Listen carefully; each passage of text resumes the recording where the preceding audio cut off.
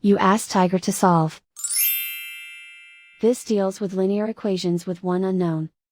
The final result is x equals 373/2. Let's solve it step by step. Simplify the expression. Simplify the arithmetic. Group all constants on the right side of the equation. Subtract 8 from both sides. Simplify the arithmetic.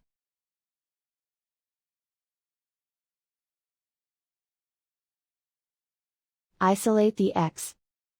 Divide both sides by 4. Simplify the fraction. Find the greatest common factor of the numerator and denominator. Factor out and cancel the greatest common factor. And so the final result is x equals 373/2.